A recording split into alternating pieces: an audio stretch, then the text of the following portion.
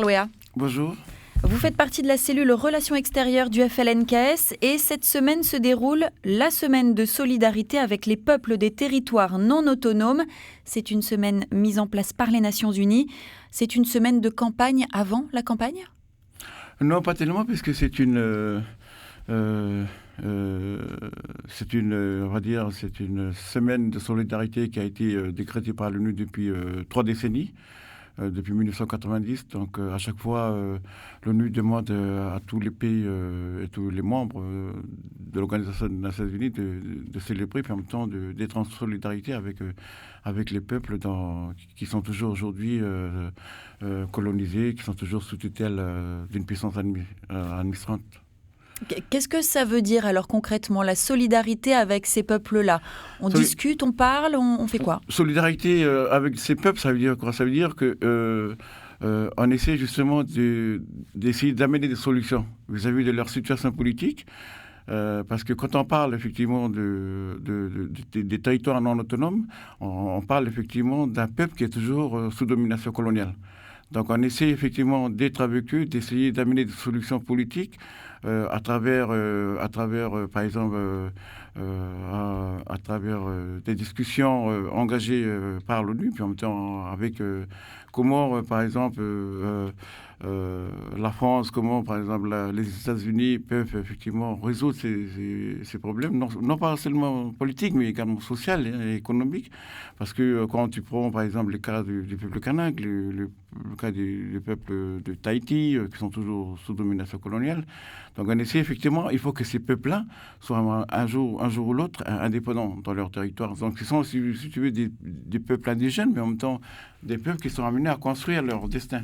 Donc sortir du système colonial et puis être indépendant. Le vocabulaire est toujours adapté parce qu'on parle de non autonome. Le vocabulaire de colonial est toujours adapté ? Il est toujours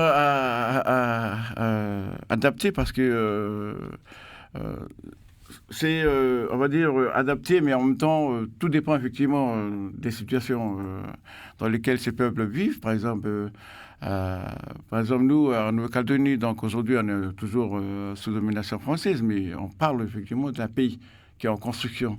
Donc, tout dépend effectivement dans lequel ces peuples vivent, mais le langage onusien à travers lequel cette déclaration a été arrêtée convient effectivement à la situation de ces peuples-là. 17 territoires non autonomes aujourd'hui aux yeux des Nations Unies. Qu'est-ce qui les rassemble tous ? Alors, il y a les Samoa, il y a les Bermudes, il y a Guam, il y a la Nouvelle-Calédonie, il y a les îles Vierges, il y a la Polynésie. Vous l'avez dit, les situations sont différentes. Qu'est-ce qui les réunit tous ? Qu'est-ce qui fait qu'ils peuvent tous apprendre les uns des autres et être solidaires les uns des autres ?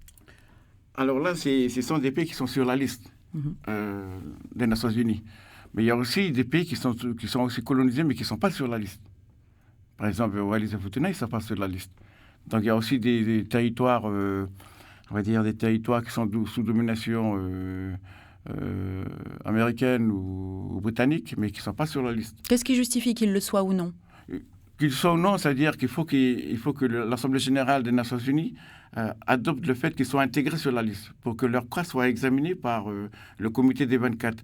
Et en même temps, il y a un travail qui doit se faire en amont. Ça veut dire c'est un lobbying international qui doit mener, que par exemple, je prends le cas de Tahiti qui a été inscrit sur la liste des pays de colonisation depuis 3 ans. Donc il y a un travail en amont de lobbying vis-à-vis des membres qui sont des membres de l'ONU, parce qu'il faut avoir quand même une majorité pour qu'ils soient inscrits. Donc c'est pas je veux dire, c'est pas un petit exercice, puisque il s'agit de convaincre effectivement ces pays, surtout les membres de l'ONU, pour que ces pays-là soient inscrits sur la liste. Mais ça ne veut pas dire qu'un jour ou l'autre, ils seront... Parce que vous prenez par exemple certains pays, ça fait longtemps qu'ils sont sur cette liste, mais qui ne sont jamais aujourd'hui indépendants. Mais quand je parle... Est-ce qu'ils le veulent tous ? Oui, voilà. Par exemple, je prends le cas, par exemple, d'American Samoa, qui était sur la liste et puis qui demande à être retiré sur la liste. Donc, ça dépend des situations, puis en même temps, ça dépend du pays administrant. Donc, par exemple, il y a les États-Unis qui, à un moment donné, par exemple, vis-à-vis d'American Samoa, a amené des solutions sociales, économiques, pour faire en sorte à ce que les peuples samoa vivent mieux qu'avant, quoi. Donc il y a eu des progrès. Mais ça veut dire que la solidarité internationale, ça veut dire qu'on essaie de partager ensemble, quoi, les mêmes problèmes sociaux, problèmes politiques. Donc on essaie, si tu veux, de converger ensemble. Mais c'est vrai que les situations sont complètement différentes.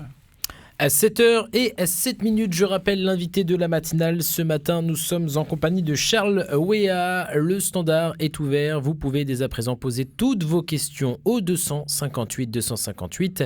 Anne-Claire Lévesque. Charles Wéa, vous l'avez dit, ça fait 3 décennies que l'ONU s'intéresse de près, ou en tout cas a adopté un certain nombre de textes pour l'élimination du colonialisme. On est à la fin de cette 3e décennie. Qu'est-ce qui a changé en 30 ans ?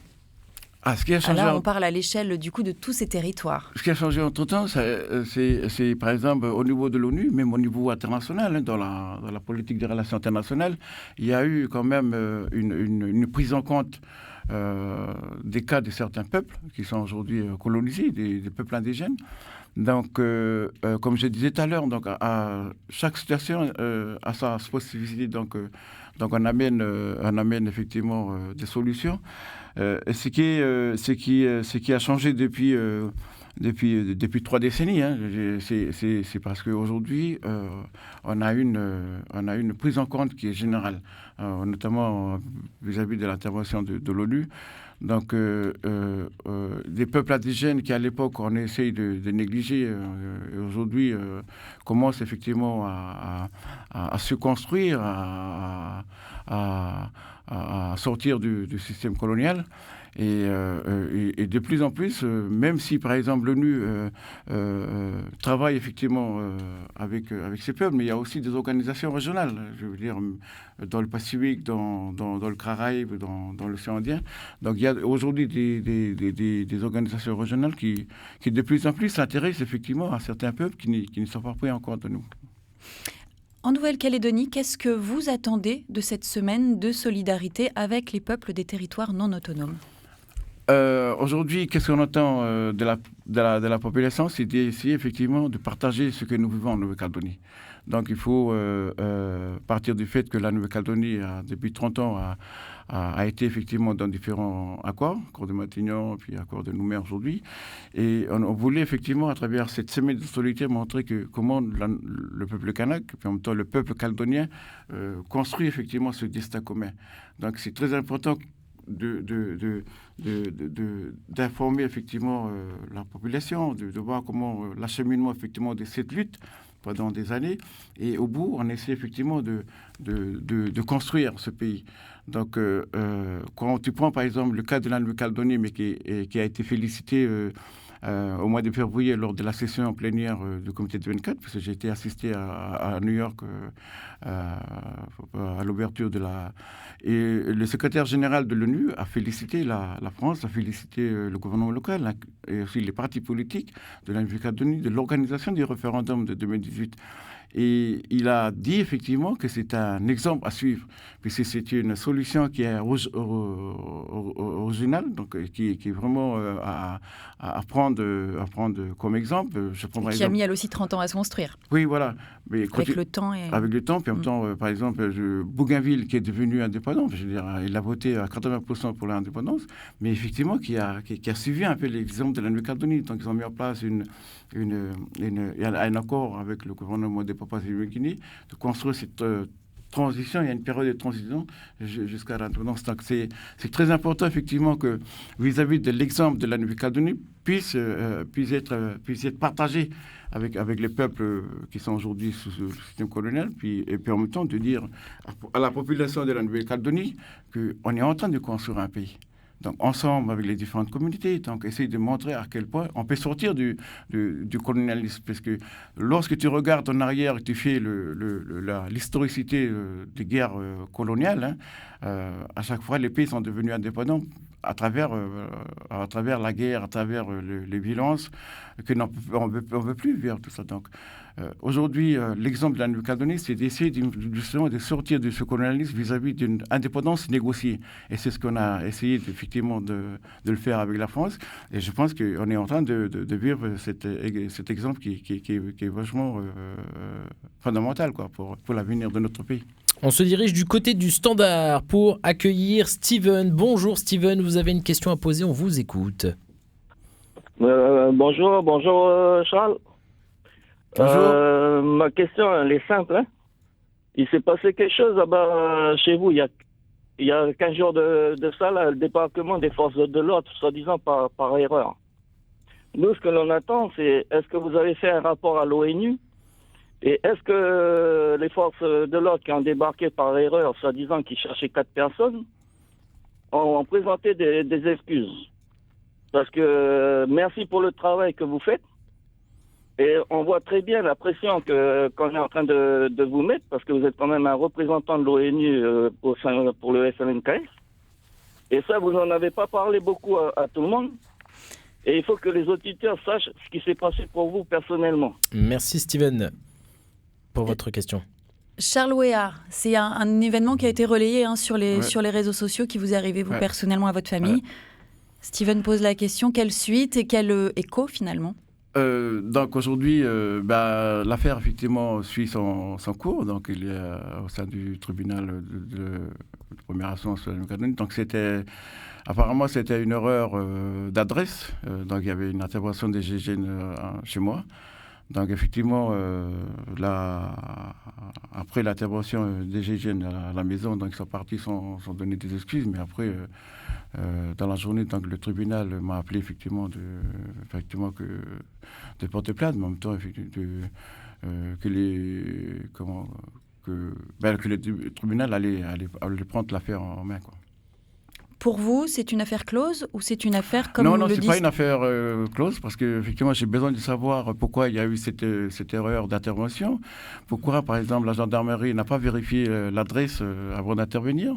Donc c'est vrai que pendant toute la semaine, ma famille a été traumatisée par cette intervention-là. Donc aujourd'hui, je suis en contact. Effectivement, j'ai une réunion aujourd'hui et demain avec le tribunal par rapport à cette affaire. Revenons, Charles Weah, à l'ONU. Il est important aujourd'hui d'avoir le regard des Nations Unies sur ce qui se passe en Nouvelle-Calédonie, sur l'avancée de la situation et la construction de ce pays. Oui, c'est très important dans la mesure où, je disais tout à l'heure que le secrétaire général de l'ONU, et même l'Organisation des Nations Unies, est en train de suivre de près l'évolution politique de la Nouvelle-Calédonie. Lors de sa session générale en décembre l'année dernière, donc l'ONU effectivement a félicité, je disais tout à l'heure, l'organisation du référendum, mais en même temps d'essayer de voir comment l'ONU peut participer à la construction du pays. Donc aujourd'hui, nous savons qu'il y a eu des discussions avec l'État concernant les implications du oui vers l'indépendance, mais on veut aussi que l'ONU, en tant qu'organisation internationale, puisse effectivement amener des solutions, participer activement financièrement à travers ces institutions spécialisées, donc pour construire le pays. Donc c'est très important parce qu'aujourd'hui, par exemple, quand tu prends la révision des listes électorales, on a des experts de l'ONU qui aujourd'hui sont sur le territoire. Donc il y a une deuxième mission qui devait normalement arriver. Qui va arriver d'ici 2 mois, un mois d'août ou mois de septembre. Tout dépend effectivement de la date du... pas très simple à envisager pour l'instant. Du référendum. Toujours est-il que c'est très important que ce processus en Nouvelle-Calédonie puisse être supervisé par les Nations Unies. Alors vous étiez au bureau politique du FLNKS vendredi à Doumbéa. Le report du référendum, effectivement, a été demandé. Yeah. Si la réponse est non, vous en prendrez acte et on continue ? Tout dépend effectivement parce que nous, on veut effectivement que ce référendum soit reporté compte tenu effectivement de l'arrivée du virus. Puis en même temps, quand tu vois par exemple les échéances avec les élections municipales en fin de juillet, et puis après on est déjà en mois de juillet, juillet. Donc, pour faire en sorte à ce que ce référendum soit organisé de façon sereine et puis en même temps avec tous la question pratique, matérielle. Donc nous, si par exemple si le référendum soit maintenu au mois de septembre, le FNKS doit effectivement examiner et en même temps continuer à discuter avec l'État. Donc potentiellement, un refus ne vous conviendra pas, en tout cas pas en tant que tel, il faudra rediscuter ? Il faudra rediscuter.